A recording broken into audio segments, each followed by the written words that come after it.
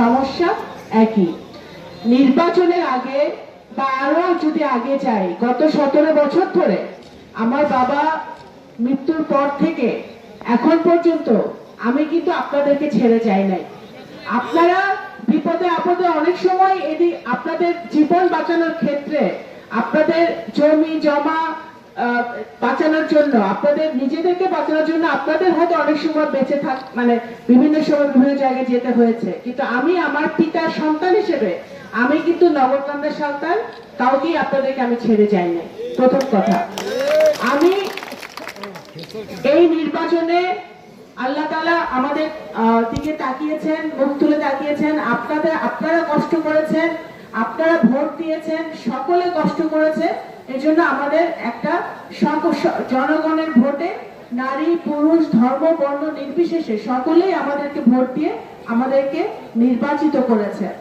এখন আমি আগেও বলেছিলাম যে আমি আপনাদের সবাইকে ডাকবো, ডেকে আপনাদের কথা শুনবো এবং পর্যায়ক্রমে আমার 2 উপজেলায় আমাদের যারা সমস্যা আছে সেই সমস্যাগুলো আমাদের সমাধান করব। সেই উদ্দেশ্যে কিন্তু আমি আজকে আপনাদেরকে ডেকেছি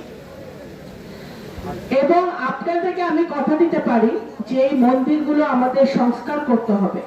নতুন একটা মন্দির এখানে একটা আমাদের মুরব্বী একটা ভালো প্রপোজাল দিয়েছে যে একটা সুন্দর একটা মডেল একটা মন্দির আমরা 2 উপজেলার জন্য নির্মাণ করতে পারি কিনা।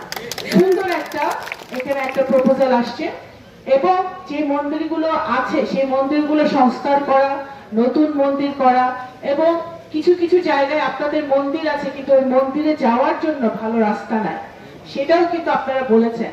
সে রাস্তাগুলো কারা?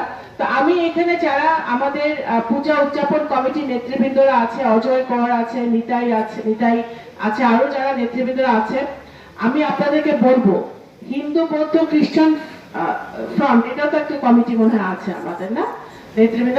আমি আপনাদেরকে বলবো যে আপনারা দয়া করে, এখানে কিন্তু আমাদের প্রশাসন যারা কাজগুলো করবে তারাও এখানে উপস্থিত আছে।